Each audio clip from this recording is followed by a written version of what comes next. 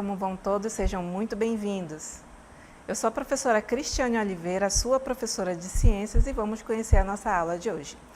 Aula de número 15, Objetos de Conhecimento, Forma, Estrutura e Movimentos da Terra, detalhamento do objeto, formações de fósseis e eras geológicas, sítios arqueológicos na Amazônia, registros de povos indígenas e terra preta arqueológica. Então, vamos começar?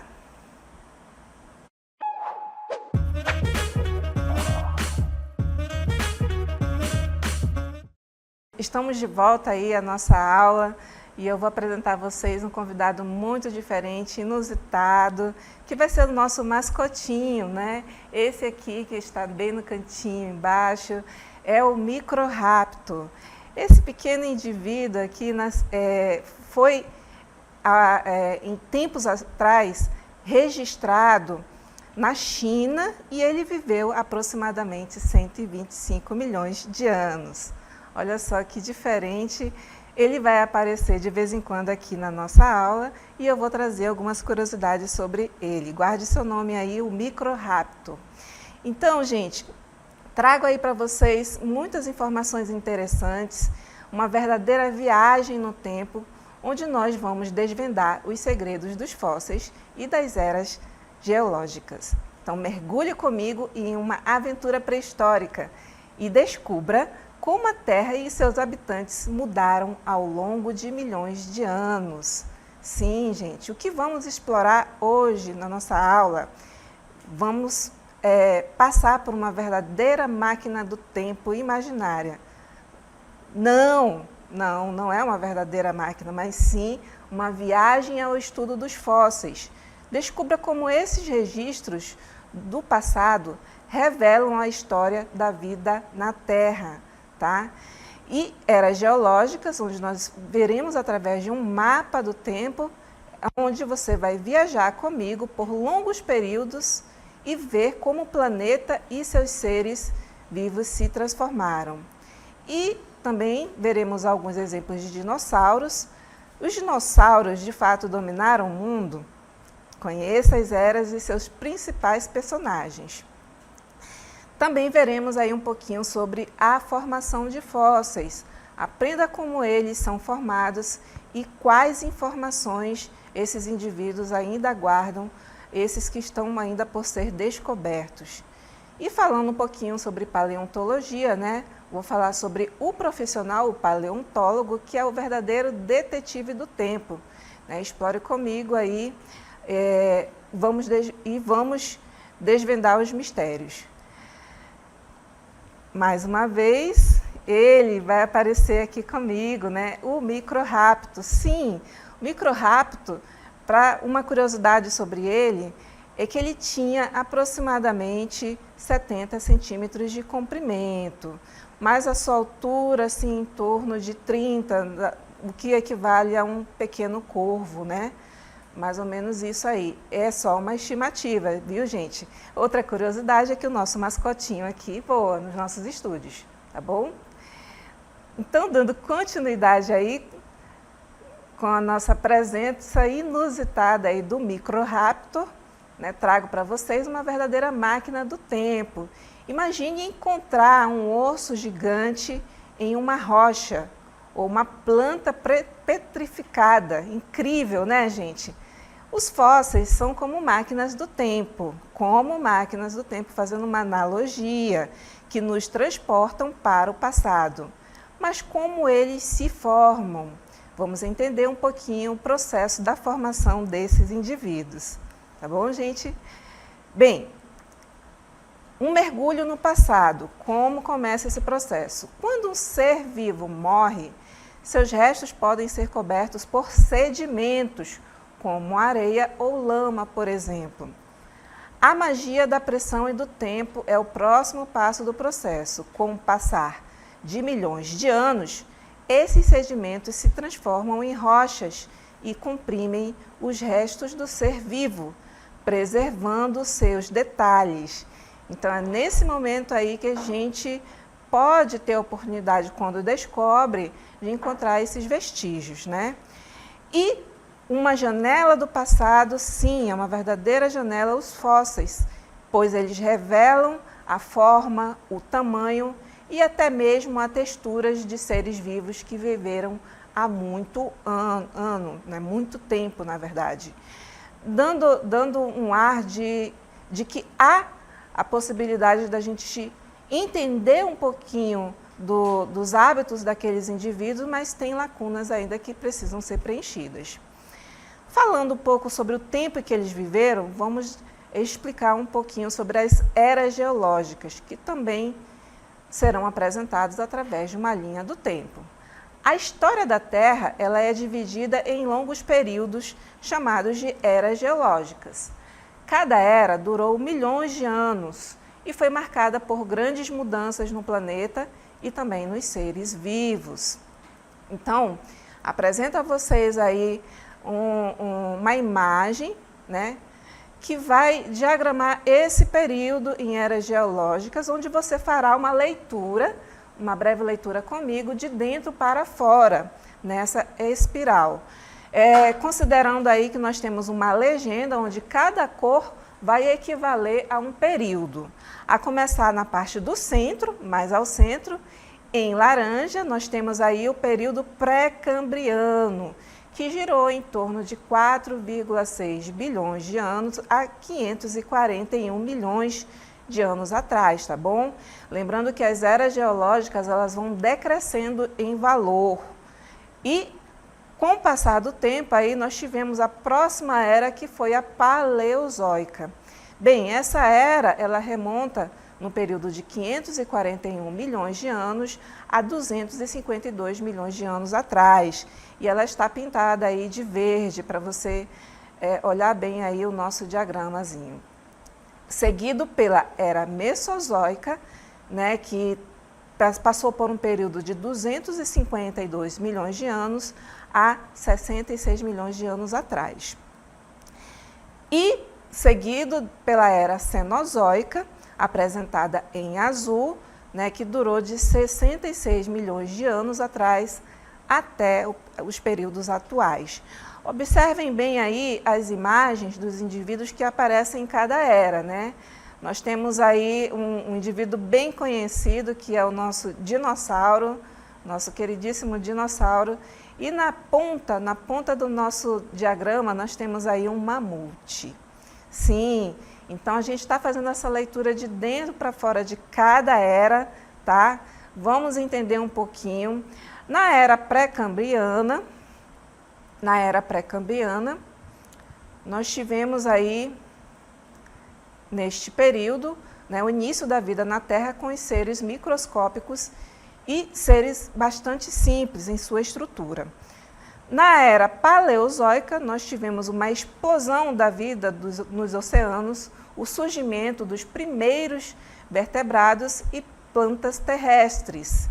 Na era mesozoica, nós tivemos aí a era dos dinossauros, onde eles dominaram a Terra por milhares de anos, junto com os outros répteis gigantes. E na era cenozoica, essa que chega a perdurar até os dias de hoje, é a era dos mamíferos. Não é à toa aí que o mamute está sendo representado, tá bom, gente? Então, viajamos rapidamente por uma linha do tempo em eras geológicas, e aí aparece de novo esse indivíduo, né? Pequeno ladrão, nosso pequeno ladrão é um apelido carinhoso em latim dado ao microraptor, né? Nosso pequeno rápido ladrão, esse é o microraptor, porque ele tinha determinados hábitos que geravam um comportamento onde ele caçava, né, raptando, né, caçando e surrapiando o alimento onde ele encontrava naquele ambiente. Então, cada era teve seus personagens principais. Na era mesozoica, os dinossauros reinaram, tá? Olha que coisa interessante aí nesta era. Vamos entender um pouquinho, apresentando para vocês alguns exemplos. Tivemos aí os carnívoros ferozes, como, por exemplo, o Tiranossauro Rex, o Velociraptor e o espinossauro, né, que eram alguns dos predadores mais temidos.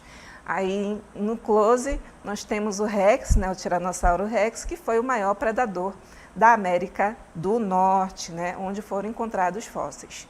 Nós tivemos também nesse período os herbívoros gigantes, né, o Brachiosauro, o Triceratops e o Estegossauro, né, que passaram em grandes rebanhos, pastavam em grandes rebanhos, na verdade.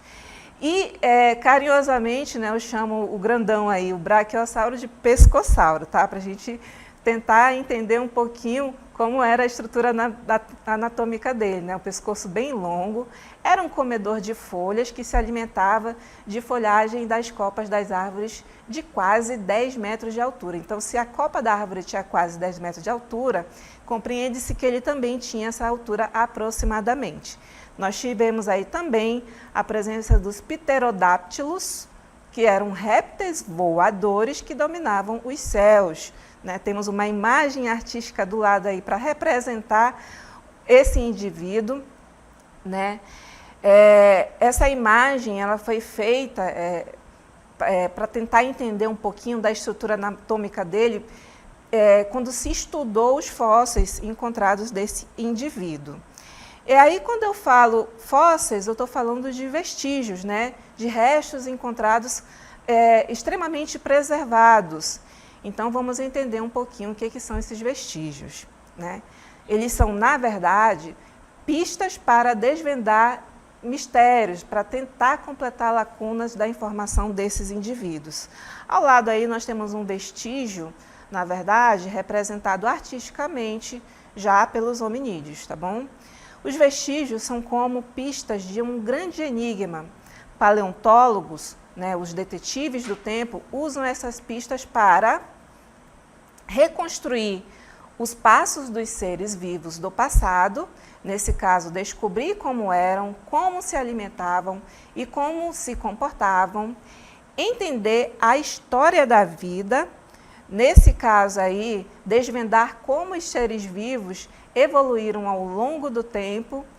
Os estudos do paleontólogo incluem também desvendar eventos do passado, ou seja, descobrir como mudanças climáticas e eventos catastróficos afetaram a vida na Terra.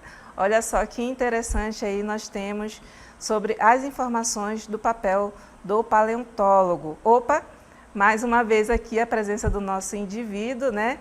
Que é o Microraptor. O Microraptor, gente, uma outra curiosidade que eu trago para vocês é que ele é um indivíduo coberto por penas, tá?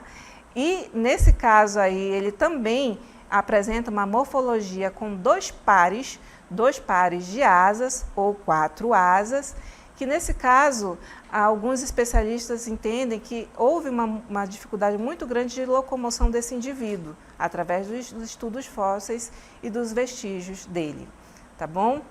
Então, o que eu trago para vocês aí da informação de todo esse estudo que foi feito até aqui? Ele foi feito e promovido através de uma profissão muito importante, que é a profissão do paleontólogo. Ele é o verdadeiro detetive do tempo, né? Ser paleontólogo é um trabalho empolgante. Esses cientistas faziam o que, professora? Vamos entender um pouquinho sobre eles. Escavavam fósseis, onde encontravam e removiam fósseis das rochas com cuidado para não danificar, analisavam fósseis e vestígios, onde estudam para identificar o tipo de ser vivo e a era geológica em que viveu, e reconstrói o passado através desses estudos, onde usam diferentes técnicas para reconstruir como os seres vivos do passado eram e como viviam. Então, olha só que coisa interessante aí que eu trouxe para vocês. Opa! Mais uma vez aqui, ele invade os nossos estúdios, o Microraptor. Sim, para quem não sabe, né, o Microraptor lembra um pouquinho a palavra Velociraptor. Sim, algumas pessoas entendem que são os mesmos indivíduos, mas na verdade não são. Microraptor como eu falei para vocês, ele tem um comprimento de aproximadamente 70 centímetros, enquanto que o Velociraptor chega a mais ou menos 2 metros de comprimento, né? Isso aí é uma diferença morfológica bem importante para vocês entenderem as dimensões deles. E o Microraptor foi encontrado na China, enquanto que o Velociraptor foi encontrado na Mongólia, tá bom?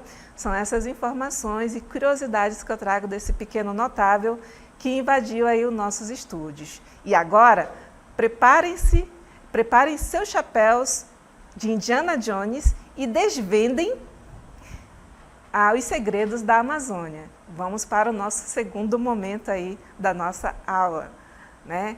Esse momento é uma verdadeira viagem no tempo com os sítios arqueológicos, onde na Amazônia existem lugares mágicos chamados de sítios arqueológicos, como esse exemplo aí que está sendo mostrado para vocês, que é o sítio Ponta das Lajes, que fica nas proximidades, né, da metrópole Manaus, que é a cidade da capital do estado do Amazonas, tá bom, gente? Nesses lugares, podemos encontrar vestígios de como os povos viviam no passado, como suas casas, ferramentas, cerâmicas e até mesmo os ossos. Quando você descobre esse local, né, descobre com esses restos ou vestígios deles para tentar entender os costumes e a cultura daquele povo que habitou naquele lugar, né? É um lugar de verdadeiros tesouros escondidos. Sim, os sítios arqueológicos podem conter vestígios de aldeias, rituais, guerras e até mesmo animais pré-históricos. Ele é uma verdadeira janela para o passado, pois através dos sítios arqueológicos podemos aprender sobre a vida dos povos que habitaram a Amazônia há milhares de anos, né? E protegendo a história, isso mesmo, é um outro papel dos sítios arqueológicos, porque nele contém informações importantes. É importante preservar os sítios arqueológicos para que as futuras gerações também possam aprender sobre o passado da Amazônia. Então, olha que momento interessante esse para a gente tentar entender como faz o estudo de indivíduos que não vivem mais entre nós, né, através de vestígios encontrados nos sítios arqueológicos. Para dar continuidade a esse estudo maravilhoso, nós temos aí algumas informações que eles trouxeram para nós, sim, os sítios arqueológicos, que foram informações sobre os povos indígenas. Eles foram os primeiros habitantes da Amazônia. Sim, os povos indígenas são os primeiros habitantes e eles vivem em harmonia, né? Pelo menos viveram em harmonia, e alguns descendentes até hoje com a natureza. Isso vem acontecendo há milhares de anos e possuem uma rica cultura e tradição, né? Passada de geração para geração. Tá? Nós temos aí uma imagem feita em Aí, representando esses povos no seu local de origem. Então, o que se faz ainda, o que se traz de informação através do estudo dos sítios arqueológicos? Nós podemos aprender muitas coisas interessantes. Uma delas é a diversidade, né? Diversidade de povos. Existem mais de 200 povos indígenas na Amazônia e cada um com sua própria língua, cultura e costumes, né? Esses povos trazem consigo conhecimento ancestral, né? Os povos indígenas possuem um conhecimento profundo da floresta e de seus recursos, né? Uma outra coisa bem interessante é a informação sobre a luta pela preservação, ainda em evidência, tão comum quanto nos tempos em que eles lutavam, desde épocas remotas, né? Vem trazendo aí essas informações, os sítios, quando se coleta ferramentas, instrumentos utilizados para o seu uso do dia a dia, da sua rotina, para rituais e também para caça e pesca, e com certeza utilizado algumas ferramentas em combates, né, em guerras, ou ora contra outros povos, e ora contra indivíduos que vinham de terras distantes. Então, tudo isso, quando a gente faz o estudo dos sítios arqueológicos, se coleta de informação para tentar entender um pouquinho dos povos E as informações que ainda são passadas são muito importantes, né? Essas informações dos ancestrais passadas de geração para geração. Então, juntando o que nós temos aí de representação desses ancestrais e o estudo dos sítios arqueológicos, nós podemos entender um pouquinho sobre esses indivíduos e como eles viveram e alguns ainda vivem até os dias de hoje. Tá? Uma outra coisa interessante para a gente se estudar quando começa a entender um pouquinho sobre os povos, a cultura, através do estudo dos sítios arqueológicos, é um material importantíssimo, né, que também vai trazer consigo algumas informações, né, agrega mais informações sobre tudo que acontecia dentro do estudo desses indivíduos, da época que eles viveram, e tentar entender um pouquinho, fazendo uma comparação com os hábitos que ainda são preservados até os dias de hoje. Vamos falar agora sobre a terra preta arqueológica. Né? Ela é um solo misterioso e muito fértil. Sim, até hoje, né, nós temos ainda a descoberta de terra preta, a partir do momento que se identifica esse solo, essa terra, esse sítio, né? Em muitos sítios arqueológicos da Amazônia, encontramos um tipo de solo especial que é chamado de terra preta arqueológica. E aqui, quando a gente falar novamente, né, nós vamos nos referir à sigla TPA, tá? Guardem bem essa sigla, TPA, terra preta arqueológica. Este solo é muito fértil e rico em nutrientes, o que permitia aos povos indígenas cultivarem alimentos com mais facilidade, tá? É uma informação importantíssima, já que o nosso solo, ele traz consigo informações de que ele não é cheio de nutrientes, né? Até uma determinada profundidade. O que faz a gente entender que nesses locais, por algum motivo, né, os ancestrais que passaram essas informações para os povos até hoje, dizem que tem locais onde o solo está extremamente fértil e pronto para plantio, né? Então, isso é uma informação importante que você entende ao estudar a cultura desses povos através do sítio e através dos indivíduos que estão presentes até o dia de hoje. Então, a terra preta arqueológica, né, que eu falei para vocês que é um solo importantíssimo, ela vai trazer essas informações, o que acrescenta para a gente, agrega um pouquinho sobre os hábitos agrícolas desses povos, desses indivíduos, né?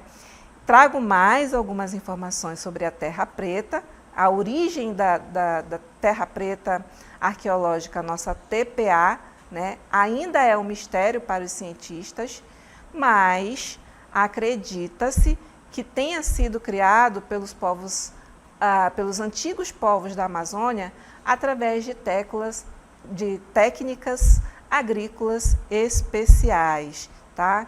Então, como há um mistério, quer dizer que tem lacunas a ser preenchidas.